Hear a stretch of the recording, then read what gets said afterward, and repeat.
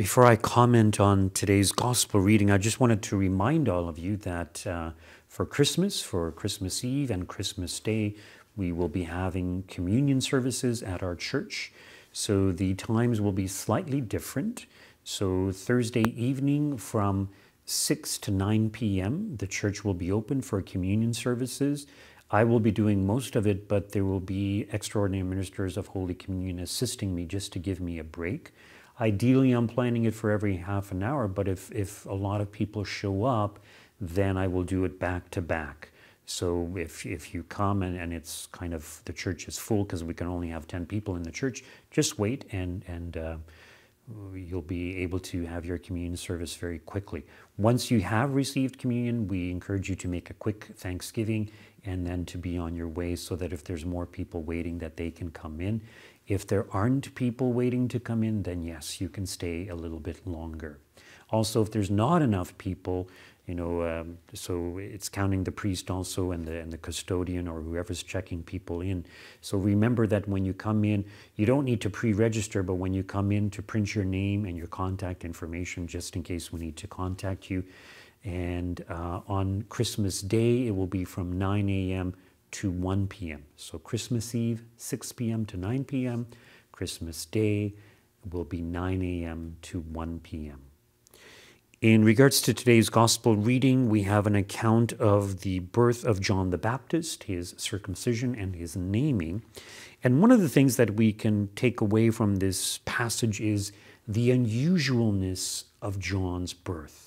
So his parents, Elizabeth and Zechariah, were quite advanced in age. They were well beyond the age of childbearing. So their being able to conceive is quite miraculous. And of course, it was predicted by the angel that had appeared to Zechariah.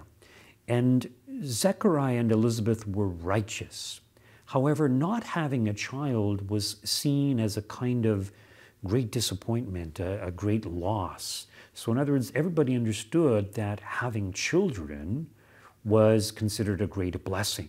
Children would, take care of you in your old age. They would help with farm work and things like that, especially in the olden days, that was very important. So having large families was seen as a tremendous blessing. Having a child in general was seen as a blessing, especially when we consider that you wanted to keep the family name going. And imagine if you were from the tribe of Judah and you were hoping that through your line, through your descendants, that the Messiah would be born.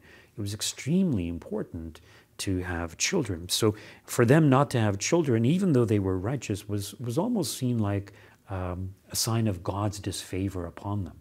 So sometimes people viewed it that way, which of course is not the case.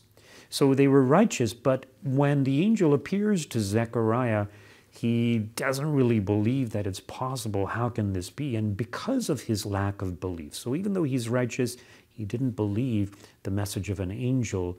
And because of his lack of belief, he's struck dumb. So for 9 months, imagine Zechariah cannot speak.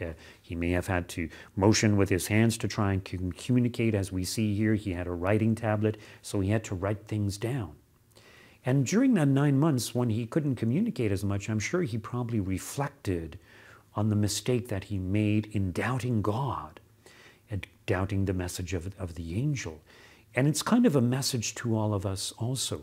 So because they were righteous, in their old age they conceived, even though it was miraculous. So it's a reminder to us that when we are righteous, God will bless us. When we doubt God, we're likely to disobey God, as did Zechariah. And in his case, he was struck dumb. For us, it means that perhaps doors will be closed or fewer doors will be opened. In other words, we won't receive as many or as much of God's blessings and graces. So it's important for us to trust in God. And when we trust in God, of course, we want to obey him. And the things that God asks us to obey him in, well, it's obvious that those things make our lives better. It makes us better individuals. It makes our relationships better also. So God doesn't want to restrict our freedom. He doesn't want to restrict our happiness. He wants us to be happy, and this is why he gives us guidance and rules and commandments to follow so that we can be assured that we are living our lives as we should in such a way that they are going to make us happy. Once the once John is born and the name is given to him, the tradition at that time, I guess, was to give the same name or some member of the family's name to that child. But notice how Zechariah insists, writing on a tablet, his name is John. He doesn't go into deep explanations as to why he wants his name to be John. He just says his name is John. In other words, he had 9 months to reflect on the message of the angel. The angel had told him to name him John, and so he insists. And so once again, he's being obedient to God. And as soon as he does this, his mouth is loosed. He's able to speak as he did before, and he praises God for the wonderful things that God has done. This ability for Zechariah to speak again is also symbolic of the role that John would have. In other words, he would become the mouthpiece of God. So this was kind of foreshadowed or symbolized by his father Zechariah receiving his speech. So it's kind of like all the Old Testament prophets, even though they prophesied the coming of Christ, they weren't able to enunciate it as well as John the Baptist would. John the Baptist would show or point Christ out to his own disciples and to many others. And so that's how Christ would obtain his first disciples. So it's just a reminder to us to be righteous, to be faithful to God, to trust in God no matter what happens. And when we do this, doors will be open for us.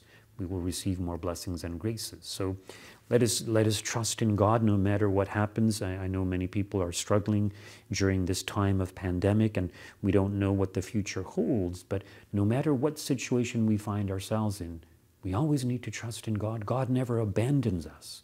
Doesn't mean that we won't suffer or have difficulties to face, but God will always be there to help us, and hopefully He will open doors for us also.